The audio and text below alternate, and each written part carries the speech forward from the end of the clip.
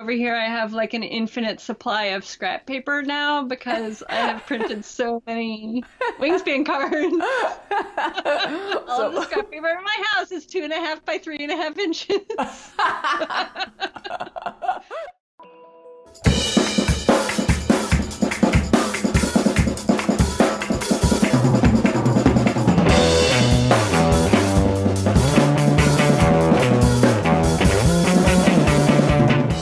Welcome to Board Game Breakdown, where we discuss the process, techniques, and inspiration for designing board games. I'm your host, Candice Harris, and I'm super happy and excited to be here today with Elizabeth Hargrave to break down the design process for Wingspan. But first, let's jump into a quick overview of how Wingspan works. Wingspan is a competitive engine building game for 1 to 5 players in which players take on the role of bird enthusiasts, trying to attract the best birds to their aviary.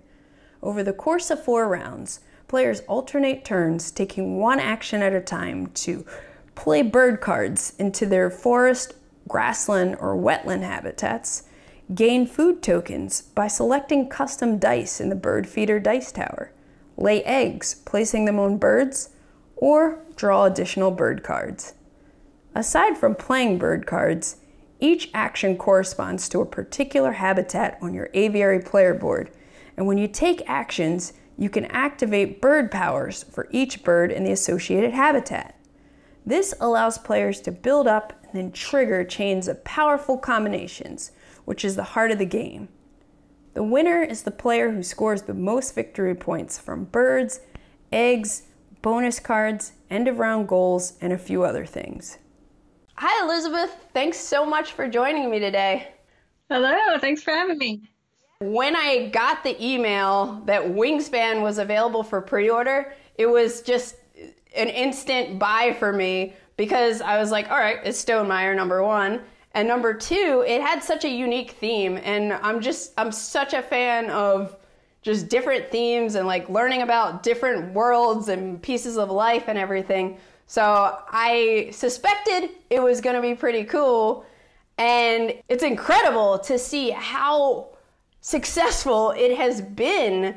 It won this Kennerspiel des Jahres in 2019. At the time of this recording, it's ranked number 20 overall on Board Game Geek. That is just really impressive. And I think is this your first game design? It's my first game, yep. Wow, that's really impressive. So I gotta know the story behind it. So what initially inspired you to create Wingspan?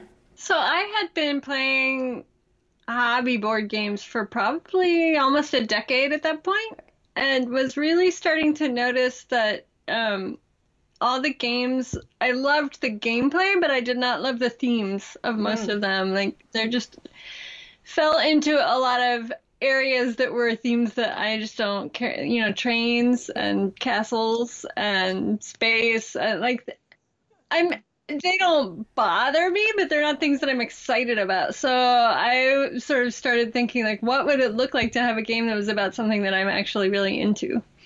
Cool. I mean, that sounds like a great starting place. How did you get from your initial idea into a playable prototype? I just started making cards on index cards or scrap paper or something. I don't even remember. And yeah, they were just handwritten pencil cards. I threw most of them away, but I kept a couple of them. That's awesome. It's like little mementos. But it's actually really interesting to me how much of the information that ended up on the final cards was there at the beginning, right? So I wanted to care about the habitat of the bird and the food that it eats and the type of nest that it has, and I wanted those to work into the game in the same way that in a lot of games we're worrying about, like, wood and ore and, you know, things like stone. I wanted that to be the seeds and the bugs, and like that was my sort of initial vision for Wingspan. And so I just made some handmade cards and started playing, first of all, just against myself to sort of see if I could get something to work, and then playing with my family and friends a little bit. That's cool. Were there any particular games, mechanics-wise, that inspired the initial mechanics for Wingspan? I was playing a lot of Race for the Galaxy at the time. Awesome. So I've had a couple reviewers have been like, this feels a little bit like Race of the Galaxy. And I'm like, yes, it does. I mean, it ended up being quite different. Even, in those first drafts, it was already quite different. But there is a little bit of that in there. That's probably the biggest one. Yeah, that's awesome. I love Race for the Galaxy, and I totally get that influence in there too. At what point did you start writing rules or documenting rules? Like when you had when you're playing with your paper cards by yourself and everything, did you ever start writing a rough draft of a rule book or anything? I don't remember. It was a long time ago now. This was 2013, 2014. I definitely wrote up rules by the time that I was playtesting with people that were not my direct friends. So eventually I got hooked into, I went to Unpub, which is a big playtesting convention outside of Baltimore, and then kind of got hooked into the design community here in sort of the DC to Baltimore region, which is awesome. There's a ton of people here designing games. And so sometime around then, I think, is when I really started trying to write it out. I think when I first wrote them out, I did not realize how much they would change over time from the playtesting process. Right. Put a lot of time into making them look nice, and they all laid out, Because now when I do stuff, it's just in a word processing document, and just text. Yep. And if I'm giving it, to document what I'm doing, it's just text. If I'm giving it to someone to try and play from the rules, then I'll throw some pictures in of what they need to know. But yeah. Very, very cool. Playtesting wise, what was your process like? Did you have a same group that you played with every week, or were you just trying to, go to conventions and play with as many different people as possible? So it evolved. My spouse at first was my main playtester, and then I had a couple friends that got really into it that were playtesting a lot, but that was, as I needed it. Yeah, after I started meeting folks locally, I got involved in 2 different groups that meet once a month each. Okay. So that was really nice to have that structure. And then eventually, one of those designers, Matthew O'Malley, who also has a game published by Stonemeyer, sort of coincidentally, he lives only about a mile from me. So we sort of put that together and started chatting, and we're and we also realized that we both were doing freelance contract work, and so we had a lot of control over our schedules, because what we were finding is playtesting happens mostly either late evenings or on the weekends, right. And that can be really limiting. And he was especially finding because he has a family, taking up an entire Saturday for playtesting was really hard for him, because that was time that was his only time to spend with his family. Yeah. So what we realized is that he and I and we've found a few other people that fall into this category. We have no problem playtesting on a Wednesday afternoon, right? That's awesome. And that's great, because it's not taking time away from other stuff that we want to be doing. So we have fallen, for years now, we've been doing once a week together until the pandemic. Yeah. But that was huge. And so we started doing that before I started pitching. We've been doing it for years now, gosh. But awesome. That being able to have this structured time once a week became then okay, so we play test. I know I have a week to make sense of what just happened and turn something around for the next week, right? Yeah. And that just becomes such a nice driver for the process. How did you document, hey, this was a problem, this is next up to be fixed, or this went well, or that card got, is overpowered? Did you have any kind of process for documenting your playtesting sessions? Yeah, I just keep a little notebook. I'm looking around for if I have, here's one. So I keep a half-size notebook in the game box of my prototype. Cool. because I have gone to too many playtests where I have forgotten to take my notebook for that game. So I have a notebook for each game in the box. and That's it awesome. lives with the prototype. And yeah, I just take notes as people are talking. I try to write everything down. Even if someone's talking crazy talk, I try to write things down so they feel heard. Yeah. That's awesome. And then I'll go through it afterwards and kind of like, I often will make little boxes next to things to like check off as I address them. That's cool. Yeah, that's kind of Awesome. how I do it. There are a couple of things in the Fail Faster journal that I adopted after I saw them in there. Cool. Because I did get one to kind of see how he laid it out. And one of them is being sure that you write the names of your playtesters. Like, it is the first thing that I do now when I sit down to playtest, because I know there are people who did not make it into the credits for Wingspan because I just didn't write down their names. Yeah, you right? weren't thinking to keep track of it. Yeah. Yeah, so that's something that I think I am now in the habit of being good about, always writing it just at the top of the page when I start a playtest. Yeah. Wingspan has a lot of beautiful bird cards, like a lot of beautiful bird cards. How did you get through playtesting all of those cards and, get to a point where you said, hey, this game feels balanced?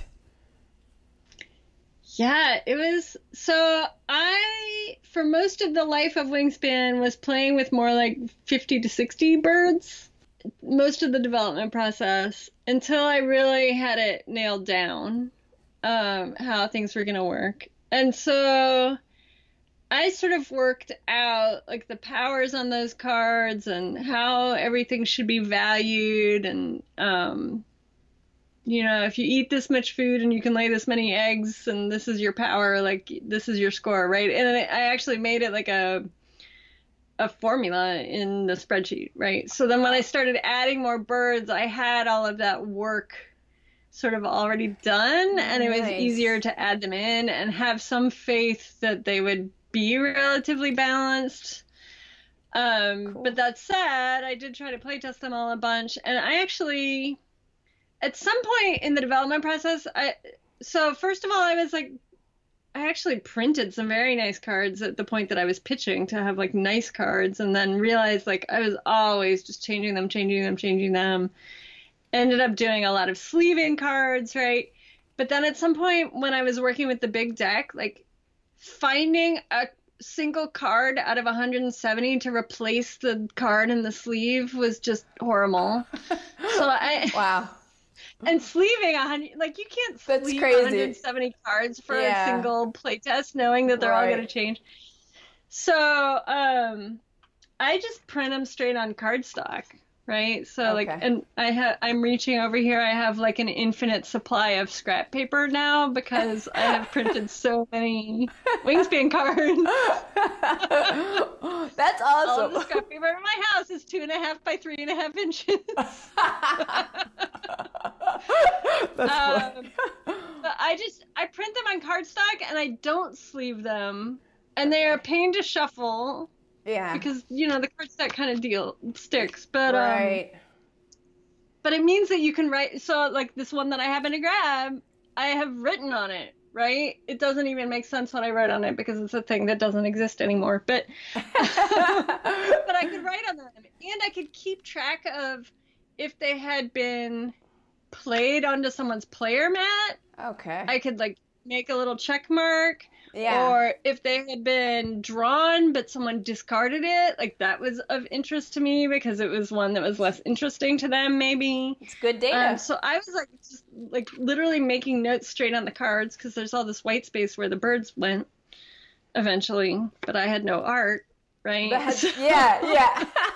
That's space to write on the cards. So because I was keeping track on the cards of which ones had been played or not, that helped me then stack the deck when I was going to play test. Yeah. Okay. So I would take cards that people hadn't seen yet, and I would put them so that they were definitely going to come out of the deck. Cool. Things like that. Yeah, just trying to, it was a lot to keep track of. I never tried to then like take that data and put it into a spreadsheet.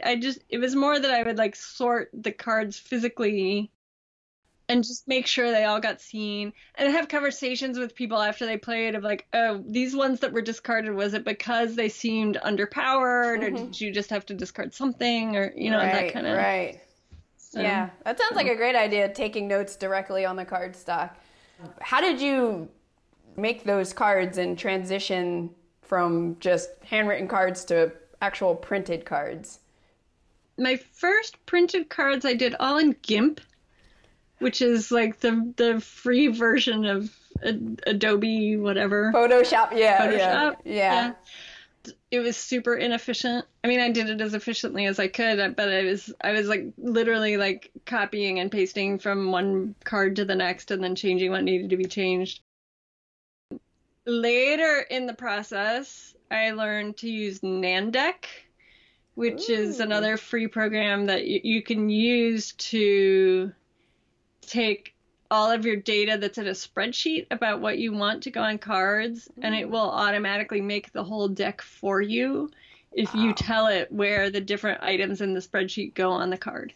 So that was a huge, huge time saver, especially as I started growing the deck. I could not have done 170. I mean, can you imagine? Save as that would just be insane. So you can like program it and say, okay, the score goes 2 inches down and half an inch over, and it's this font and everything like that. So I did have to make little icons and stuff.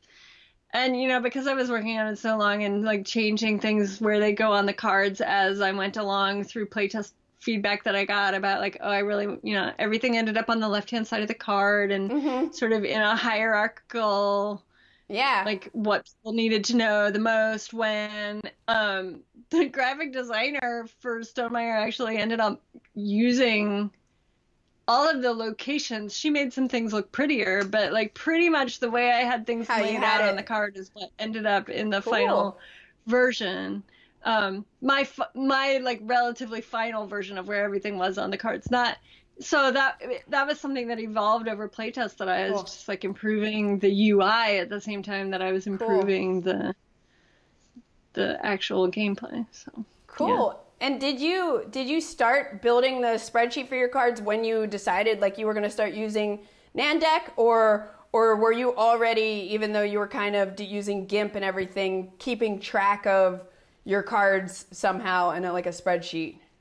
Yeah, it was already on a spreadsheet. Okay. I have used spreadsheets for my work for years, so it's just something that comes naturally to me. Oh, that's awesome. Yeah. That's awesome. Nandeck sounds like an awesome solution, especially if you're going to have a game with, any more than probably 10 cards. It's probably really helpful. Yeah, so when I did Tussie Messy, which is 18 cards, I was like, oh, I don't have to do Excel and Nandeck. I'll just like make them in Microsoft Word really quick. Yeah. But by the end of that process, like I only worked on it for like a month, but by the end of the month, I had everything in Excel and Nandeck, because and the beauty of it is that like if you just decide that you want to change one thing about the layout, or you like make a change that makes every score for a card change or whatever, like it's literally like the press of a button to then like generate all your cards again. Yeah. Right? Yeah. So like even if it's just 18 cards, that's worth the effort. Yeah, totally. To get it written into Nandeck, because each change that you make is like you can make it to all 18 of them at once. Right? Yeah. When did you decide you were ready to start pitching Wingspan? Or it probably wasn't called Wingspan at that time, but it was not. Yeah. What was it called at the time you were pitching? The official name was Bring in the Birds. Okay. You were like bringing them to your nature preserve, but I mostly just called it my bird game. I love it. I playtest my bird game.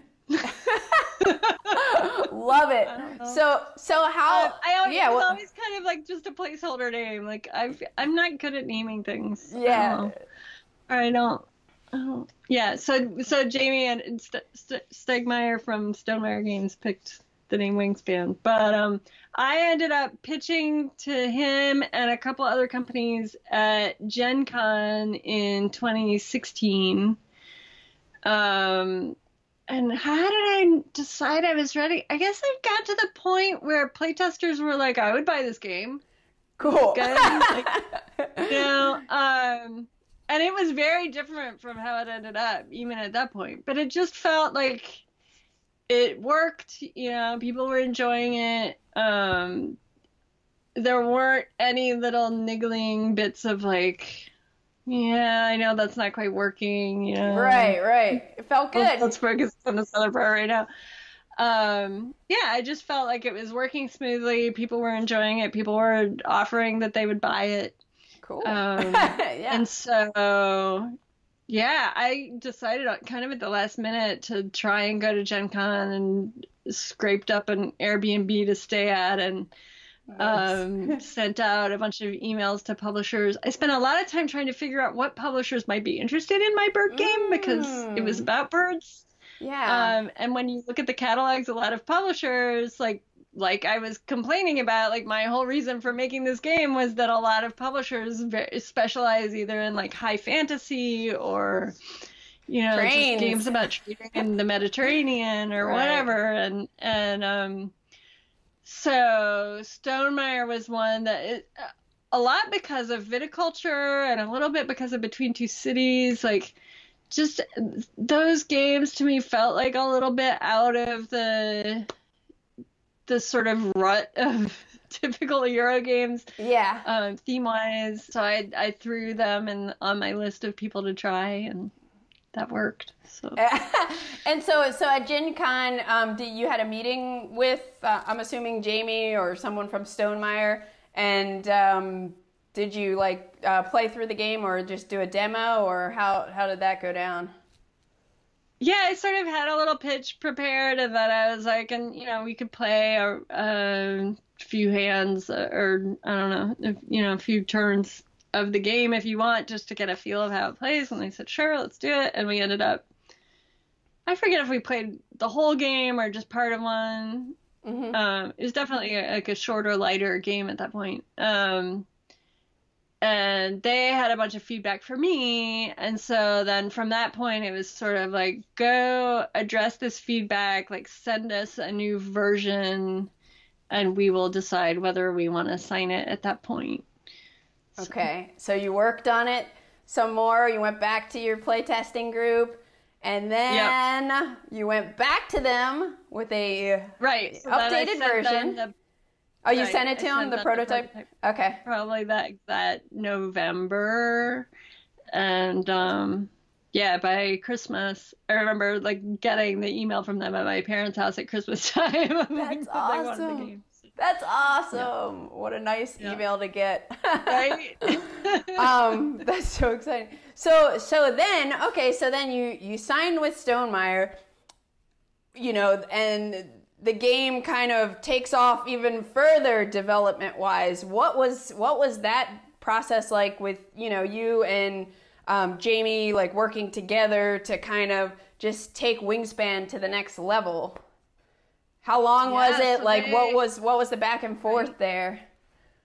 So that was Christmas of 2016 that they signed it, and then we worked on it until the spring of 2018. Okay. Right, and it was pencils down in April, I think it was, or March even, in order to get it printed. I think they send it to the printer April to be done by the end of the year. Okay. For January 2019. So between the time that they signed it and the time that we were done, we did a lot of development, which was really a lot of me sending something to Jamie, him playing it a few times, sending me big long emails, and then me going off and working on it more. A few times he actually made new things or had very specific ideas, but and then a few times it was big picture, more just push it in this direction kind of thing. Almost how he did some player mat stuff, but other than that, I was always the person doing the hands-on, changing the cards and that kind of stuff. Sending it to him, getting feedback, doing it, and then back sending and forth. it to him, and so it was a big cycle. We worked up a lot more engine building into it, and the player mat did not exist when I pitched it to them. We worked up the player mat. The whole round structure and the end of round goals was fairly late in the development process. And we added a bunch of cards, right? Because I pitched it to them with like 60 cards, and then it ended up being 100. So, yeah. How did you get to, even knowing which birds to create to make those cards? Yeah, so I pulled data from a couple different places. There's this app called eBird that birders use to report their bird sightings. Oh. So, like, my spouse went out this morning and came back and was like, I saw 47 species today, which he knew because he keeps track of every bird that he sees in the eBird app. That's awesome. But so you're sending your data into the Cornell Lab of Ornithology now, and they compile all that data, and ornithologists use it to like track bird migrations and changes in populations and things like that. And so it is available for download, so you can, like, I got a bunch of data about what birds are most popular where, most commonly reported where, because I wanted a lot of the birds in it to be like commonly seen birds, and I wanted that to be true for the West Coast and the East Coast and the middle of the U.S. and Canada.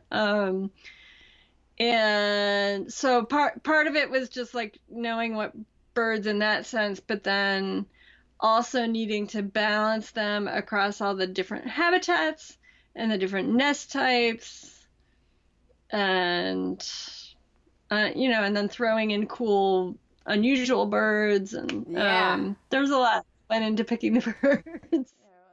And now for the expansions, it's even harder because all the bonus cards, score based on like this thing that the bonus card is looking for is, this sort of frequency in the deck. So like this is a harder card or an easier card to achieve. And so now when I do the expansions, I need to keep all of those things about the birds relatively constant in the decks too. So it becomes like these 20 different things that I'm juggling across the list. Yeah, that is so crazy. Talking about the beautiful art of the cards, and I mean the player boards, the components are phenomenal. I mean, I want to eat those eggs. Every time I touch them, I'm like, it reminds me of those Easter chocolate eggs. Yeah. I kind of want to eat them. I love the birdhouse dice roller. The components and everything are phenomenal, but how are the art and graphic design decisions made? I mean, I guess you kind of touched on it already as far as Stonemeyer's graphic designer repurposed a lot of the original iconography that you were kind of building into your prototype. Can you elaborate a little bit on like how the art decisions were made, or, how it was decided of the artist that you were going to work with on this? I was not directly involved in picking the artist. Well, that's not entirely true. Jamie asked me who I would want to work on it, and I immediately said Beth Sobel would be awesome, but she probably doesn't have time, which turned out to be true. But she did agree to do the player mats. Cool. And she actually did the card backs too, and the dice tower. Oh. Like, you don't think about like someone had to do the art. Yeah. For, like, no. Yeah. You don't wood and think mossy, right? It's awesome. So she did those things, but then they had to find artists to do the birds. So Stonemaier Games is Jamie Stegmaier and Alan Stone. Okay. Jamie runs it day to day, but Alan is like a co-owner. And Alan knew Natalia because their kids went to school together. Okay. And they were like talking in the park one day because their kids were on the playground, I think is the story. And he realized that she had this project that she was working on with one of her best friends from high school where they were doing bird art just for like selling nice pieces of art. So in a totally different style. It had birds in it, but with much more like almost a collage-y, like background-y stuff going on. Okay. Cool. But anyway, so they got a couple sample pieces from Natalia of like a more field guide looking art. And and sent them to me, and I was like, yeah, it looks great. So they hired Natalia, and Natalia roped in her friend Anna that had been working on this project with her, who actually has more training as a scientific illustrator. So all of the drawings that they did they used reference photos for them. So they went out and like found photos and actually got permission from the photographers to use them as a reference for the art they were doing. And as they were going through that process, they were sort of consulting me of like, which one of these is more typical for this bird or that kind of thing. Or like, are these all okay?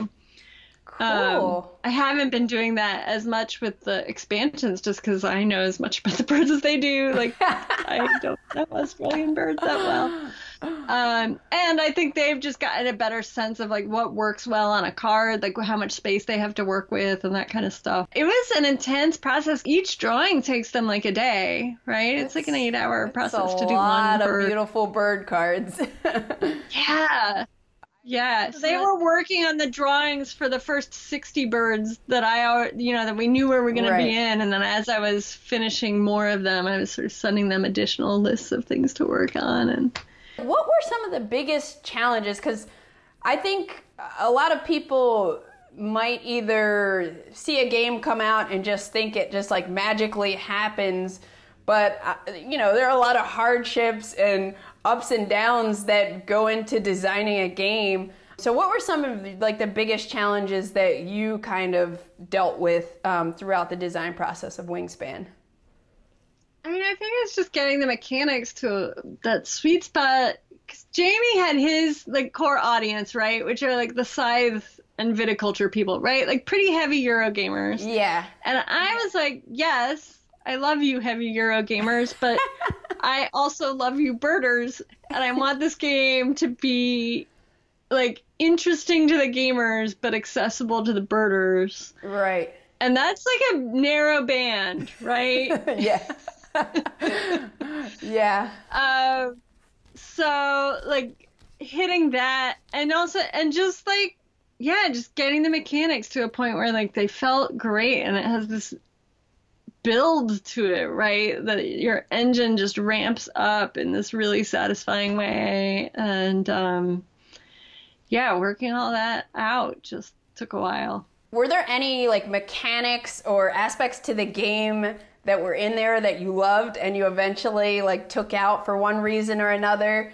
Maybe it just wasn't jiving playtesting wise, or it wasn't jiving with something else that you definitely wanted to keep in? Is there anything like that?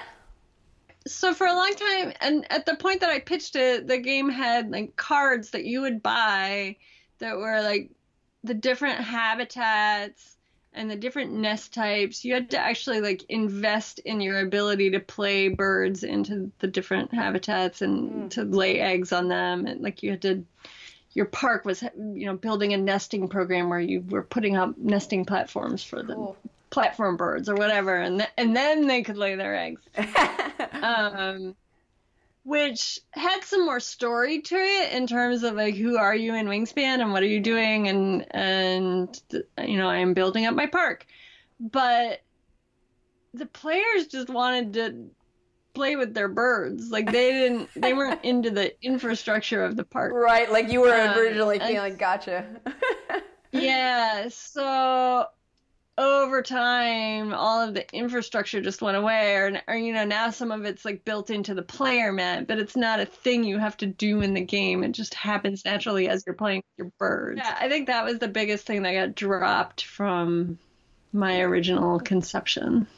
Did you have any aha moments, or any particular moment where you were just like, oh, this is the thing, either early on or at some point during the development with Jamie? So I had been working on the bird cards, and I had been adding powers to the bird cards, but we did not yet have the idea of playing them out on the player mat and how they get activated and all of that. It was either an ongoing thing that you just had to remember was out there, or it was a one-time thing when you played the bird. And Jamie had the idea to activate the birds over and over based on assigning an action to each habitat. Yeah. Which the habitats I think I had already associated with the actions for other reasons because it was building your engine in a different way. And then one of my play testers, on top of Jamie's idea of activating the birds by habitat, had the idea that as you add more birds to your habitat, you could have a player mat that's like that's also ramping up. And the combination of those two things was like a big like, oh yeah, this yeah, it's so juicy to like build up, you know, and then you have to decide like, am I gonna go heavy with the wetlands, or, you know, am I gonna like kind of balance it out and see how that goes? And just playing around with that is super cool and very satisfying engine building. Yeah. So when did you guys know that the game was finished? Did you hit a certain point at playtesting where you were like, all right, we went through, you know, we got the engine's flowing, we went through all of these 170 unique bird cards, and we made sure everything is feeling balanced. Like, at what point did you say, all right, let's print this? Yeah, it was basically what you just said. Like, yeah, the mechanics were working. I felt like I had seen the cards enough that hopefully they would be okay. Yeah. Although, you know, people always say, like, your game will be played thousands more times after it's, you know, the first day after it's released than you're ever able to play test it. And we certainly, you know, found people playing it on the first day found things that we had missed. But yeah. Again, it was like a couple of my playtesters were like, can I buy this prototype from you? Now. Like, okay, that's a good sign. Yeah. So, yeah, did you ever have any kind of deadline, or was it just like, we're just going to keep iterating this until it feels good? Eventually I got to the point that I think Jamie got a little, like, you know, we're getting diminishing returns from additional playtests. Yeah. Like, let's wrap this up. I think it's ready. I think he was probably anxious to get it out. And I think he had, I don't know if was he aiming for Christmas and we missed it? I'm not sure, because it came out in January. Right. Or maybe he just had the idea of like January is a time of year that not a lot of other games are coming out. Right after the holidays. So yeah, eventually it came down from Jamie. I'm like, all right, let's do it. We're done. Yeah, it's hard to, I mean, you know, coming from being in bands and like writing songs and knowing when it's like, hey, it's time to record it and, you know, send your baby out the door, you know, it's hard to sometimes as the artist kind of to let it go, but you just got to get it out there. You know? Yeah. Well, and also I had been working on it for so long. Like I was also just kind of ready to be done. Yeah. I think there are things I would have done differently if I had kept going for even another month. There's like a couple little things, but mostly, it was the right decision. It was, it was ready to go. Yeah. You crushed it. Elizabeth, do you have any advice for someone, maybe an aspiring game designer who maybe is in the same shoes you were in back in 2013, where you're like, hey, I want to make a game that represents some kind of theme that I'm interested, that is really underrepresented with any other board games that I'm seeing out there. Like, do you have any advice for someone just getting started on, you know, on that, like just trying to design a game with a unique theme? And I think for me, the hardest thing in the beginning was just the anxiety around playtesting with people I didn't know, right? So, like, you can get a game to a certain point playtesting it with your friends, but mostly your friends are going to be just impressed that you have made a game. Yeah.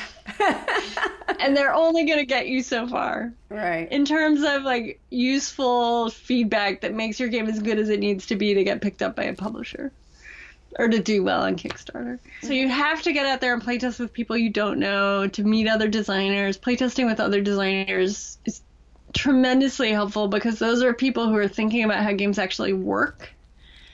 And can like help you break down what is and isn't working at a different level than your friends that just like playing games. It's scary, and you just have to get over it. Yeah. And you have to have faith that, like, they're gonna just go into it knowing that they're gonna give you negative feedback about your game, but that they will not think that you are stupid for bringing a game that needs a lot of negative feedback or constructive criticism, I should say, right? Like, you have to separate those two things. Yeah. They will be impressed that you have made a game, and even if it needs a lot of work, they will be interested in helping you get it there. Like, I have never found another designer who's, like, not interested in helping other designers make their games better. That's just, like, a fun puzzle to all of us. Yeah. And all of us started out with crappy first drafts, right? Like, every single published game starts bad and gets better through the playtesting process. So you have to get over that feeling of, like, I'm taking this thing and people are going to think it's terrible and judge me for my prototype, when really, like, you're taking this thing, people are going to have fun trying to help you make it better, and they're excited to have another designer in the crowd. So that was the biggest thing that I had to get over, I think, starting out. It didn't help that I was often, like, the only woman walking into a room with a bunch of guys, which is awkward feeling. But again, like, I never actually had a negative experience from that. Like, it was just awkward, and I got over it, and now I know them, and they're some of my dear friends at this point, you know? Thanks again so much for joining me today, Elizabeth. It was really awesome to have you break down the design process for Wingspan. I know there's several Wingspan expansions out. There's Tussie Mussy, which is a Victorian flower game you have, and also Mariposas, which is a butterfly migration game. All very beautiful, and a couple that I still need to play. But I'm really looking forward to just seeing everything you're working on in the future, because, you know, Wingspan has always been a hit with me and my gaming group. I really appreciate you as a designer, so thank you again for taking the time to be here. Awesome, thank you. Thank you all for watching Board Game Breakdown. Hopefully it's been as inspiring and fascinating for you as it has been for me. And remember, the only way to get something done is to start doing it.